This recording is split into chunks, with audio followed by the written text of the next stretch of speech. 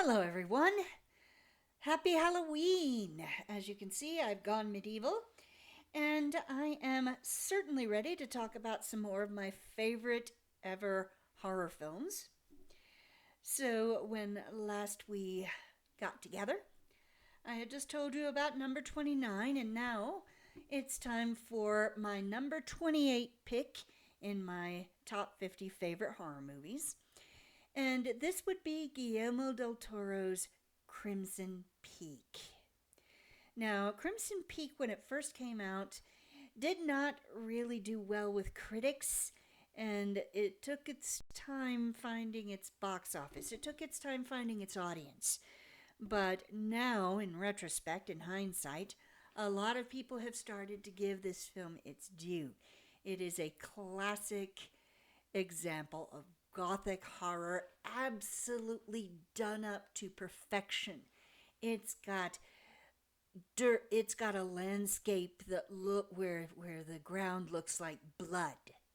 It's got an ancient chateau full of staircases and tunnels and all kinds of creepy secret rooms.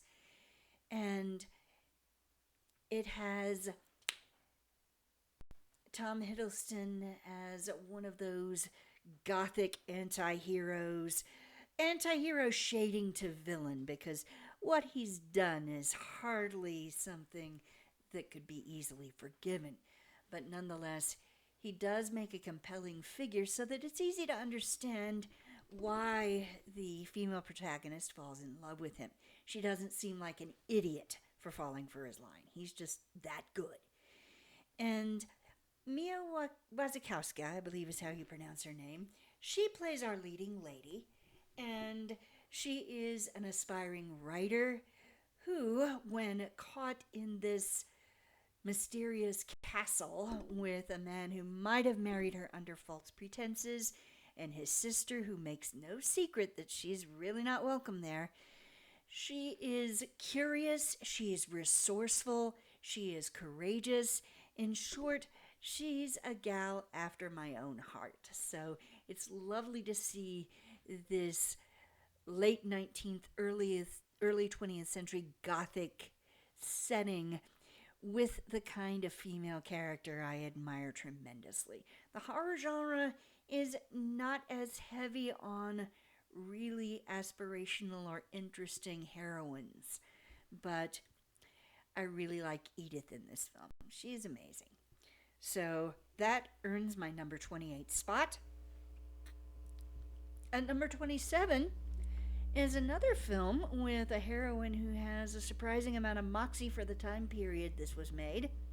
And it was made in the mid 60s. It's another one of those wonderful Roger Corman, Vincent Price films. And it's called The Tomb of Ligeia. This is, of all the Roger Corman, Vincent Price collaborations where they're doing their takes on Edgar Allan Poe stories and poems, this one gets the least amount of attention. People don't talk about this one very much. But I remembered it fondly, and in preparation for making this list, I actually watched it again to see whether I felt it deserved a spot on it. And I did, and I'm like, yeah, this holds up. This is as good as I remember. So it goes on my list at number 27. And in this movie, you have not only Vincent Price playing a tormented widower whose first wife may or may not be dead, but you also have Elizabeth Shepard playing and performing like almost an equal to the great Vincent Price. She stands her ground, she holds her own with him, and is, much like Edith in Crimson Peak, a pretty resourceful character, even though she is put in a lot of situations where she has to be the damsel in distress. So, give this one a look. You have Elizabeth Shepard actually playing both Ligeia, the presumed dead wife, and Rowena, the second love of the Vincent Price character. And whereas in the original Poe story, the main character, the Vincent Price figure, marries Rowena for reasons you don't really understand, because as he says, I loathed her with a loathing belonging more to demon than to man. In this particular situation, he actually does fall in love with Rowena, and that makes his situation more interesting because he hasn't forgotten Ligeia, and yet he's drawn to this new woman. He wants to have a second chance at life and love, but maybe his first wife isn't going to let him have that. So, well worth a look. This one is available to rent on Amazon Prime. Check it out, Tomb of Ligeia. At number 26 is one of the all-time great horror movie classics, a key film in horror movie history, and that is F.W. Murnau's original 1922 film of Nosferatu. The 2024 version did make this my list of top 50 at a lower ranking, but the 1922 film makes my list because really it's just such a fascinating watch. I have a weakness. I have a soft spot for silent movies, particularly European silent movies, and even more particularly German silent movies, because you did have Fritz Lang and F.W. Murnau and G.W. Pabst and some really wonderful directors crafting these visual feasts. So you have the light and the shadow, the black and white photography, the mystery that comes along with the silence and the emphasis on the visuals.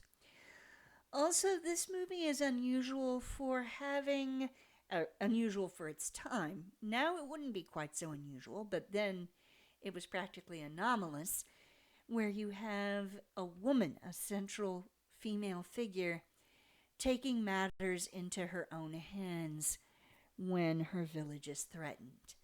I won't say more than that because that would constitute spoilers, but it is good to see that kind of initiative taken by a female character during in a film during this time period. So this one also has an interesting little sidelight, a movie called Shadow of the Vampire, which was made supposedly detailing the making of Nosferatu, but with a twist. The idea was that the actor who played Nosferatu, Max Schreck, was actually a vampire himself. And I've been looking everywhere for that, and I cannot find that to rewatch it, which is a shame because I really want to see that again. So, number 26, Nosferatu. Number 25, at this spot, comes a movie that a lot of you may not have heard of before. And if you have heard of it, you may get it confused with a very popular TV series based on a series of graphic novels. I refer to The Walking Dead. In this case, it's a 1936 film starring Boris Karloff as a man wrongfully executed for murder who is brought back to life by a slightly mad scientist played by Kris Kringle himself, Edmund Gwenn. And once he comes back to life, he has some sort of psychic perception that leads him to know and understand exactly what was done to him, how he was framed, how he was set up to take the fall for a murder he did not commit. And over the course of the rest of the film, gradually, one by one, confronts the men who did this to him. He confronts them. The interesting thing is that in this particular film, Karloff doesn't really lay a finger on anyone. He doesn't have to. The way that these men essentially destroy themselves is one of the most fascinating aspects of the movie. And Karloff in this film is amazingly sympathetic. Your heart breaks for him. This is one of the most sympathetic performances I've seen him give. He has no blood on his hands, and yet he is haunted by what has been done to him. And so the movie ends sadly, the only real way it could have ended. So seek this one out. This one is a little bit hard to find. It was actually a surprise to me when I discovered that it did indeed have a DVD release.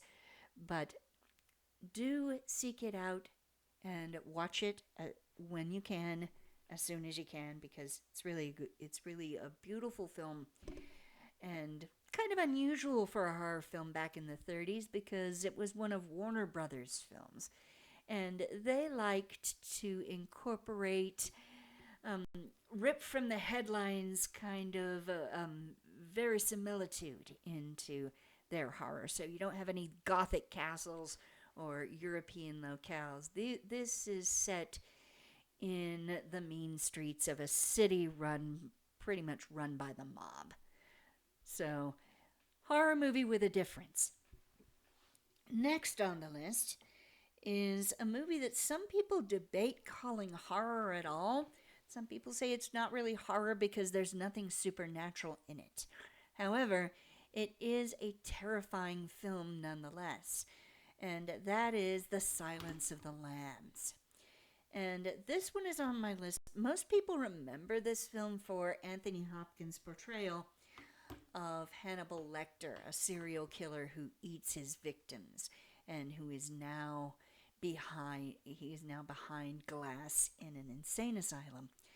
But for me, this movie rules because of Jodie Foster playing an FBI agent hunting down one serial killer and needing help from another one, needing help from the Anthony Hopkins character in order to catch a new serial killer who targets women. And so often when you have a serial killer targeting women, it's a male detective who hunts them down and brings them to justice. And just once, I love seeing a situation where it's a female detective risking her life, risking her health, risking her well-being to hunt down and trap and stop a serial killer of women. So this one gets a spot on my list. It does amp up the scary factor and the creepy factor. The fact that men like Hopkins and the other serial killer exist is enough to terrify, or could exist, is enough to terrify the heck out of you. So, almost out of time for this particular edition. I will be back with number 23. Remember to like and subscribe if you have enjoyed this presentation.